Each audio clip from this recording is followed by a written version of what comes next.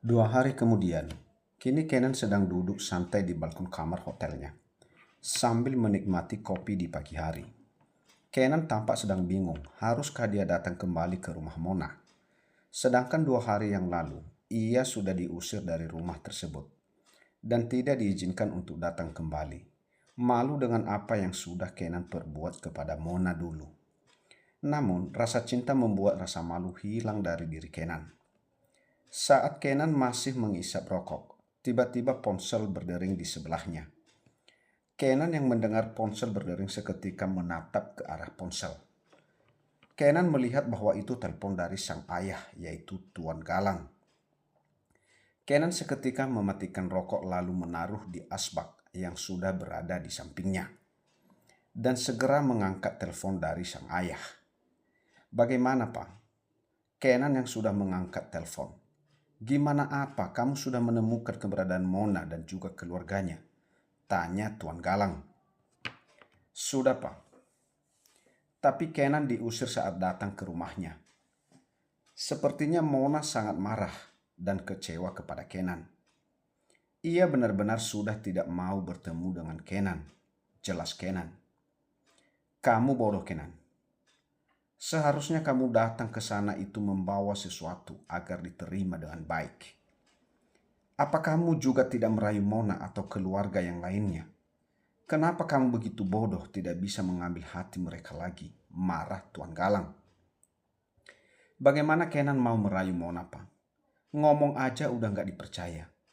Ini semua juga gara-gara Papa. Coba saja aku tidak menikah dengan Dewi. Pasti tidak akan seperti ini. Kamu ini malah nyalahin orang tua.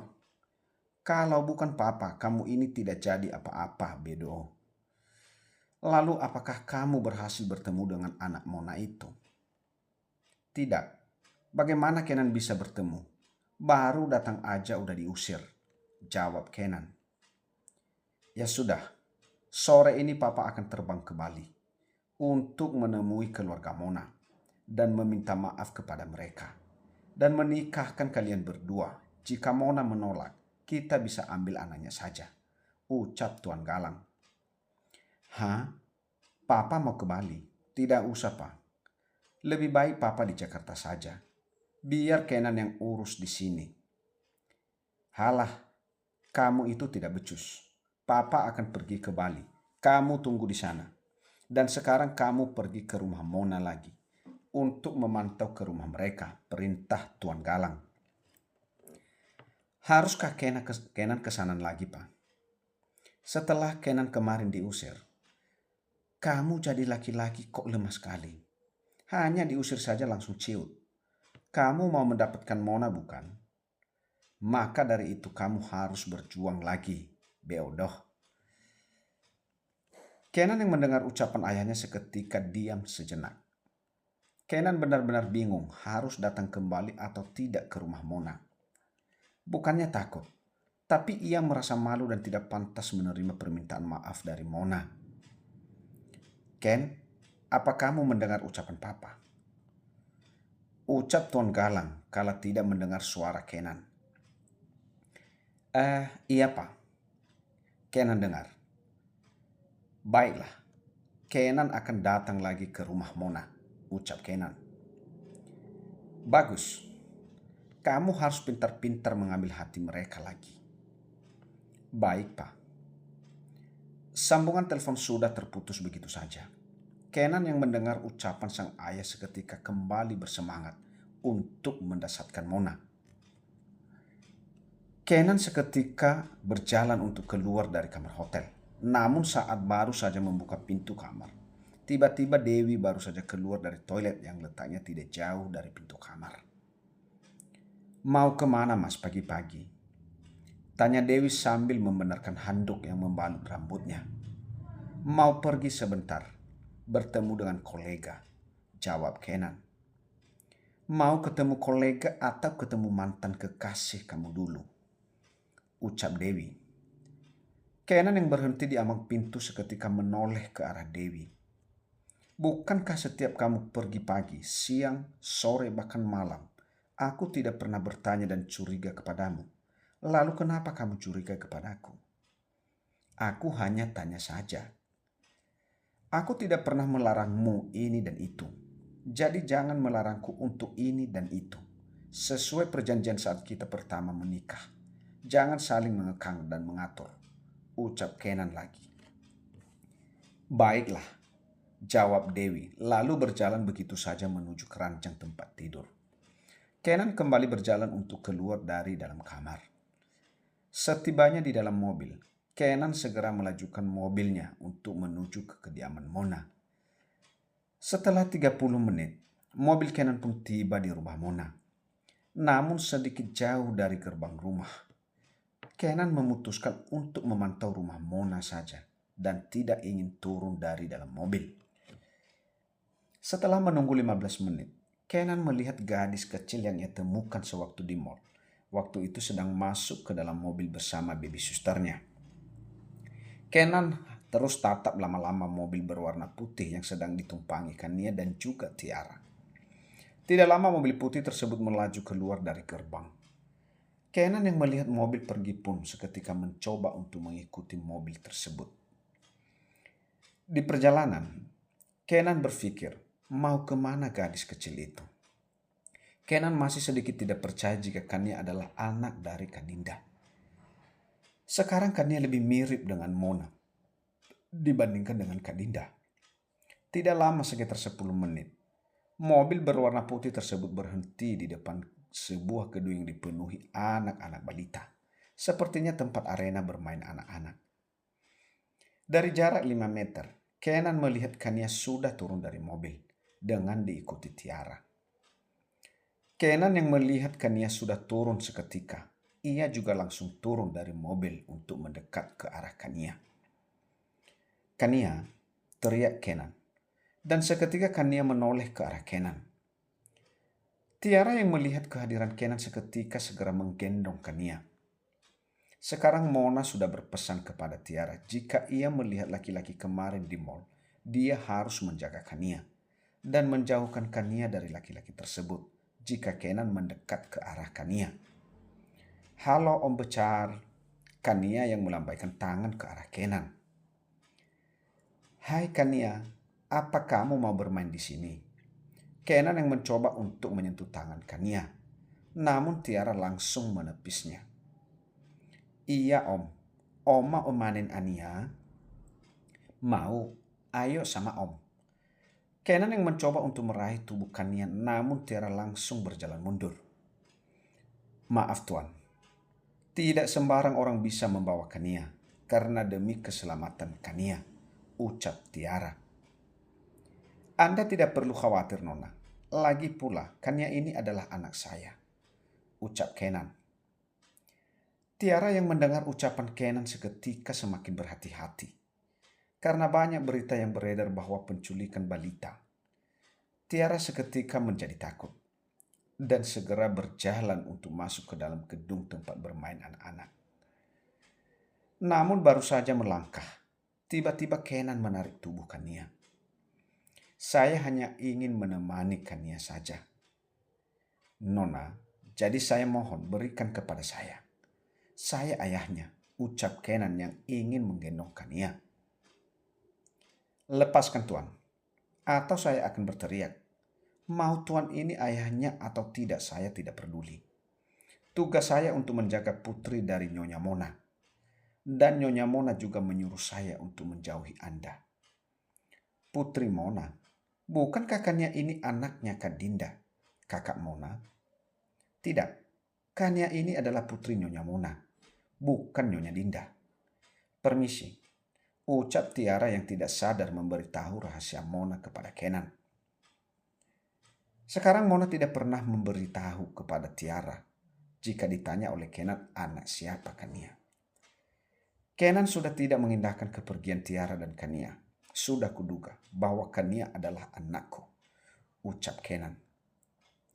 Dada Om, Kania yang terus melambaikan tangan ke arah Kenan digendong Tiara. Keesokan harinya, Kenan serta keluarganya yaitu Tuan Galang dan juga Nyonya Karen akan datang ke rumah Mona. Mereka semua akan bertemu dengan Mona serta keluarganya. Dewi yang melihat kedua mertuanya tiba-tiba datang ke Bali, seketika merasa bingung. Untuk apa mertuanya datang ke kota tersebut? Tuan Galang dan Nyonya Karin sedang duduk sambil menunggu Kenan untuk keluar dari dalam kamar. Di dalam kamar, Dewi terus memandang suaminya yang sedang berdiri di depan cermin sambil merapikan rambutnya. Memang ada acara apa, Mas? Kenapa Papa dan Mama tiba-tiba datang ke Bali? Tanya Dewi yang masih duduk di ujung ranjang tempat tidur. Tidak ada apa-apa. Mama dan Papa hanya ingin berlibur saja, jawab Kenan tanpa menoleh ke arah Dewi. Lalu kenapa aku tidak boleh ikut jika hanya ingin berlibur? Lebih baik kamu di rumah saja. Lagi pula kamu juga belum mandi dan siap-siap. Jika menunggu kamu pasti akan memakan waktu 2 jam. Kelamaan. Ya sudah, aku berangkat dulu. Jika kamu mau keluar, aku sudah transfer uang 20 juta ke rekeningmu, ucap Kenan. 20 juta? Benarkan, Mas? Tanya Dewi yang begitu bahagia. Cek saja jika tidak percaya, ucap Kenan lalu berjalan keluar dari dalam kamar. Dewi tidak lagi peduli kemana Kenan serta keluarganya akan pergi, asalkan cuan terus mengalir di rekeningnya. Baru kemarin Kenan mengirim 50 juta untuk Dewi, dan sekarang kirim lagi 20 juta. Dewi begitu sangat bahagia dan segera bersiap-siap untuk mandi dan pergi shopping. Lama sekali kamu? Tanya Tuan Galang yang sudah beranjak berdiri kala melihat Kenan sudah keluar dari dalam kamar. Maaf Pak, tadi cari pengering rambut dulu di koper, jawab Kenan. Bagaimana jika nanti saat kita ke sana, kita diusir sama keluarga Mona, Pak? Tanya Nyonya Karen. Tenang saja, pasti Johan menyambut kita dengan senang hati. Apalagi niat kita akan menikahkan Kenan bersama Mona. Bukankah itu dulu yang diinginkan Johan? Tapi itu dulu, Pak. Mama tenang saja. Tidak usah khawatir, ucap Tuan Galang lagi yang mencoba meyakinkan istrinya. Di dalam mobil, Kenan masih teringat dengan kejadian beberapa hari yang lalu saat Mona mengusirnya. Kenan benar-benar takut jika hari ini akan sama, yaitu tidak diterima oleh keluarga Mona. Di kediaman keluarga Johan baru saja selesai menyelesaikan sarapan bersama di atas meja makan. Hari ini adalah tanggal merah, di mana semua orang yang ada di rumah tersebut libur bekerja. Hari ini Mona tampak sangat bahagia. Pasalnya, ia bisa bermain bersama Kania seharian. Hari ini Mona memutuskan untuk tetap di rumah saja. Ia takut jika akan keluar rumah akan bertemu dengan Kenan. Karena kemarin Tiara bercerita kepada Mona bahwa bertemu dengan Kenan di tempat bermain anak yang tidak jauh dari rumah mereka. Apa kemarin benar Kenan datang ke rumah ini? Tanya Johan yang masih duduk di meja makan. Semua yang masih duduk di meja makan menatap ke arah Tuan Johan. Begitupun dengan Mona. Setelah itu Kadina dan juga Ray saling bertatapan. Bagaimana ayahnya bisa tahu jika Kenan datang ke rumah kemarin? Papa tahu dari mana? Tanya Kadinda. Itu tidak penting Papa tahu dari mana. Jawab saja apa benar Kenan datang ke rumah ini kemarin? Tanya Tuan Johan lagi. Iya Pak, Kenan datang ke sini kemarin, jawab Rehan. Sudah Papa duga. Pasti Kenan akan mencari tahu di mana kita tinggal. Apalagi Kenan sudah melihat Kania. Pasti dia akan terus mencari keberadaan Mona dan Kania. Dan mencari tahu anak siapa sebenarnya Kania. Lalu apa yang harus kita lakukan, Pak? Tanya Kadinda lagi. Aku tidak menyetujui jika Kenan mengambil Kania dari Mona serta keluarga kita. Enak saja. Dulu mereka membuang Kania. Giliran sekarang dicari. Tuan Johan yang mendengar ucapan Kadinda seketika diam. Semua yang ada di meja makan seketika juga ikut diam.